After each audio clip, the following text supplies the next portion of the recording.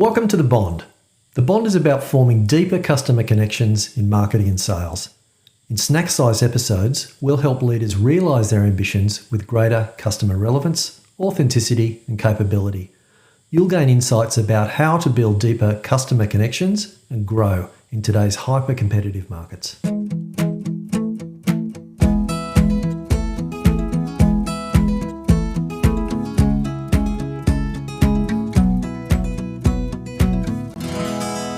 Welcome to the Bond, Stu. How are you? I'm really well, thanks. Im, how are you? I'm terrific, thanks. Good to see you. Yeah, you too. So we're back for part 2 of our SEO chat, and it's all about improving your SEO with technical recommendations this time. So in our last episode, we focused on understanding SEO. We talked about what it is, why it's an important part of any marketing strategy. And this week, we dive deeper into the finer details of SEO. But before we do, let's run through a quick refresher on SEO. So it's a strategy for improving your business's website rankings on Google. And we know that Google rewards content that is organized by topic and keyword clusters. And user experience is incredibly important when it comes to SEO. So we're talking about things like site stickiness has an impact on your SEO results. So done right, we know that SEO attracts more of the right people to your website and it builds your brand. And according to HubSpot, organic search traffic is considered the most consistent source of quality leads across all of the traffic channels available. And it can be up to 7 times more likely to convert a visitor than the traffic source that you pay for. So we know it's important. So Stu, what are the ingredients of effective SEO?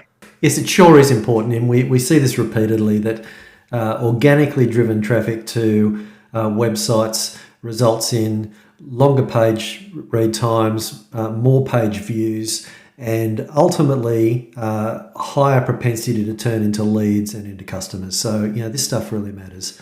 SEO is driven by 2 elements. One is content and the other one is technical optimization. If we think about content, it is what we're saying, how we're answering our users, our potential customers' questions, answering what they're trying to solve in their in making the search that they are, and trying to weave our story into that response. Then the technical aspects are a combination of user experience and like an index. And it used to be that the technical things just really used to focus on the metadata and all that sort of back-end technical jargony stuff. In general, the customer experience is becoming much, much more important.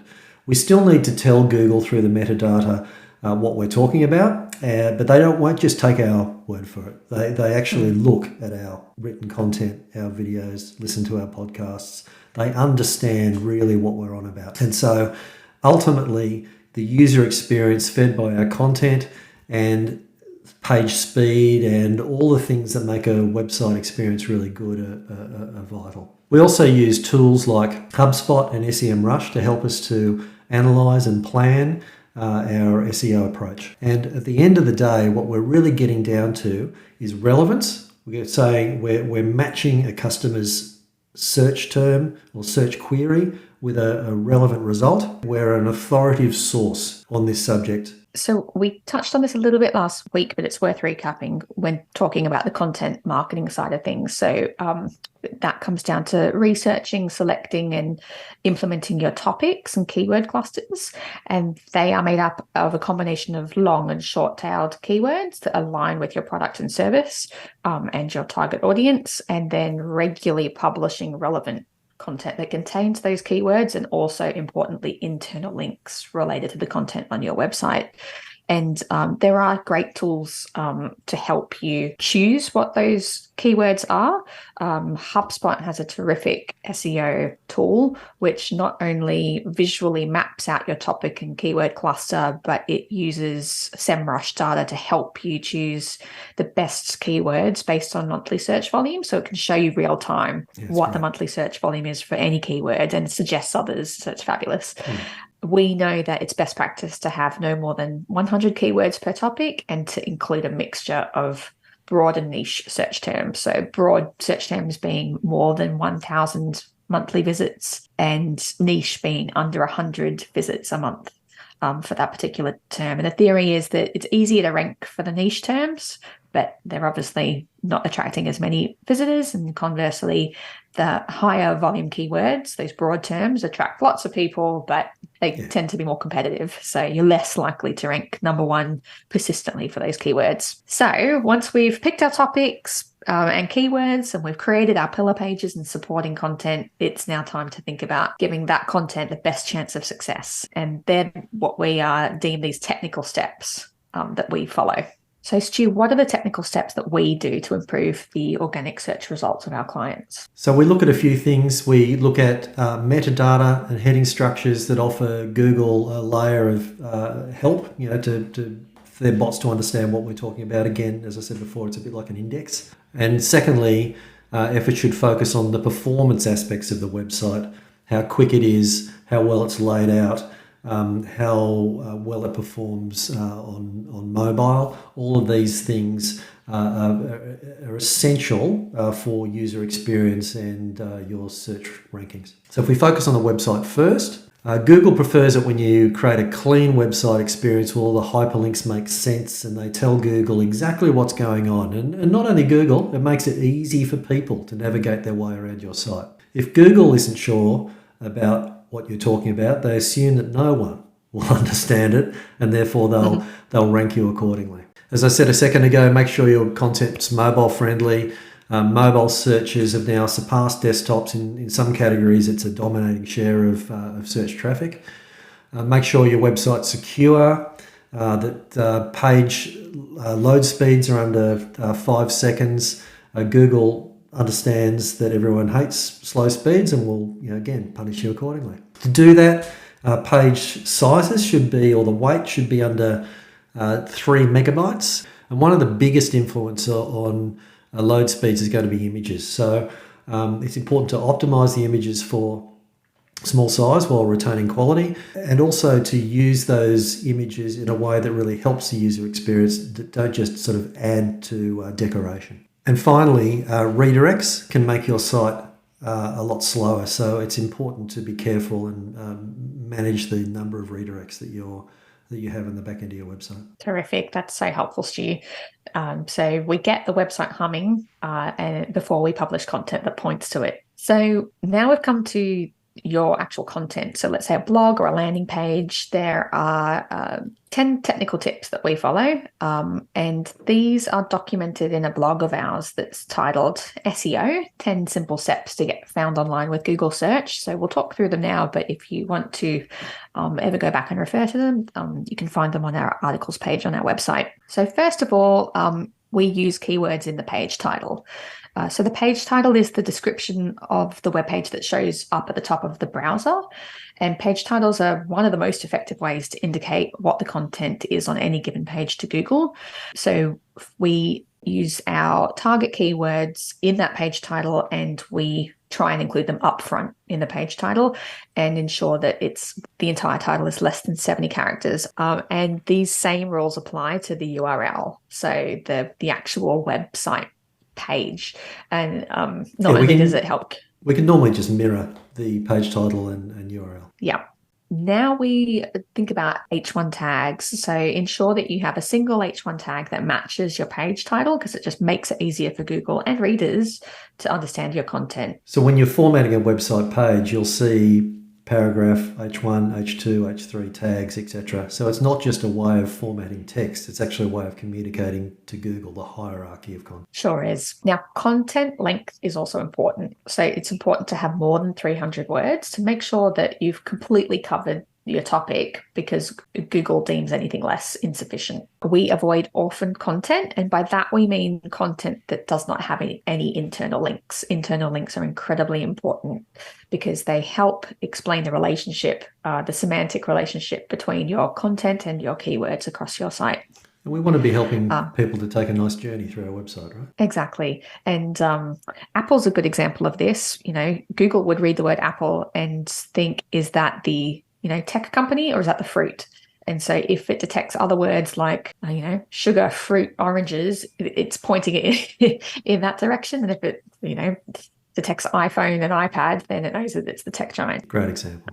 You mentioned the images before, so it's important that we use the alt text, which is essentially the descriptive copy about the images, to not only add depth to the content, but to signal to Google that it understands what the images are and how these are adding value to your page. The meta description is the explanation of, simple summary of the page's content. It not only helps entice the user to click through. I always think about the metadata description as simply describing what this page is about. Exactly. And that's actually 155 characters or less is the target. And finally, if you have a form on your page, which we always recommend to boost conversions, it's worth considering actually how many form fields you have, because that can affect, the bounce rate of your page. And when we're talking about a bounce rate, effectively what we're talking about is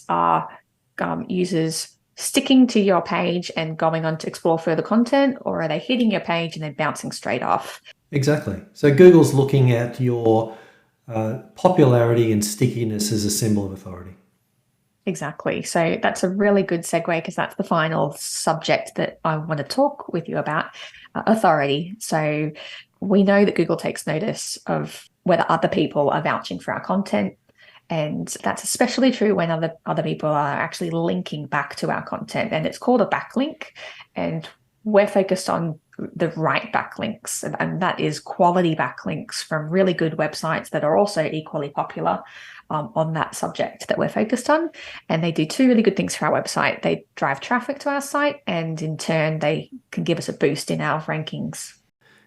Improving your authority score will make a real difference to your website ranking and in turn your organic traffic. Backlinks, as Im said a second ago, are other people linking to your content. And so the best way to do this is just make great content that's referable by others. If we've got a leading voice on something, other people will refer to us. And that is the most efficient and organic way to earn backlinks. And what happens with backlinks is that the authority of the referring website is effectively bestowed upon us. So not only does it feed the quantity of traffic that we're getting directly from those links, but also Google thinks that we're better because of it and will improve our search rankings as a result. And so you can think about it also like PR. So encouraging partners to refer to parts of your content, for example. The more sharing of information between websites, the better the authority score will become for your site. Thank you, Stu. There are terrific tools that you can use to run a backlink audit, and not only can you see who's linking to you, but what's the quality of those links themselves, and it allows you to then go through a bit of a disavow process and put them in a bucket where you say, no, I don't want them pointing to my website, or acknowledge those that are pointing to you. Yeah, this is a key point. So there are websites out there that just aggregate clicks, and they will see a page that's getting some content and they will try and interrupt the user journey of getting there. And we don't want them. It will punish our score. So therefore we can disavow them using a tool like Google Search Console. Amazing. So to recap, SEO is not set and forget.